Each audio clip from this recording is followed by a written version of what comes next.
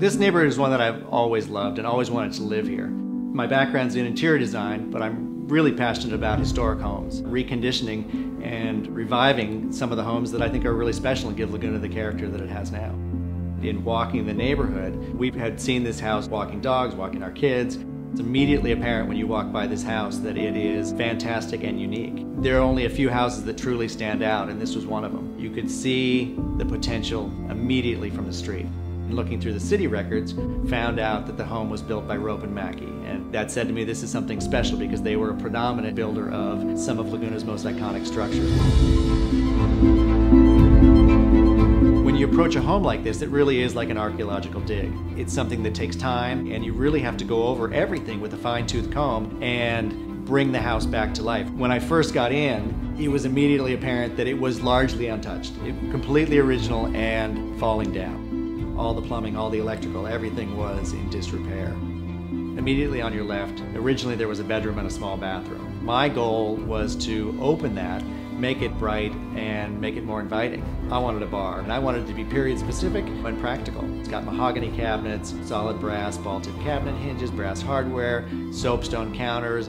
I was looking for a real showpiece. From the dining room looking left into the kitchen, again, you had basically a wall, a small opening that opened to a dark, dank 1940s untouched kitchen. We worked on the cabinets and trying to bring in glass front cabinets with solid brass cabinet hinges and brass hardware. We brought in a Lacanche range, the lighting fixtures from the UK from a shop in New York.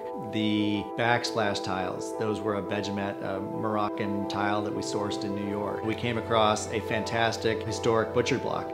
You can see from the wear and tear on the top of the butcher block, that's what they used as their primary cutting table. It's bringing in all those little details, all those little touches that really give the room character. The house didn't have a powder room, so sacrificing a small closet seemed like a great idea. The sink was handmade out of Calcutta marble, wall mount faucet to conserve space, small antique lighting, varying width tongue and groove paneling with a chair rail. So just looking for really quaint details that fit the small space. You know, ultimately the master bedroom I didn't have to do a whole lot with. It was, for a Laguna house, large in size. Everything was in pretty good shape. Going from the bedroom into the master bath, my goal there was to create kind of a jewel box. Marble from a quarry in Vermont. The tub is a footed pedestal tub with wall mount fixtures in polished nickel. The shower door is a manufacturer that I've worked with for about 10 years. All custom fabricated, custom plated. There's vent openings at the top to let out the steam. I wanted it to be light and bright, still be period specific, but just be stunning.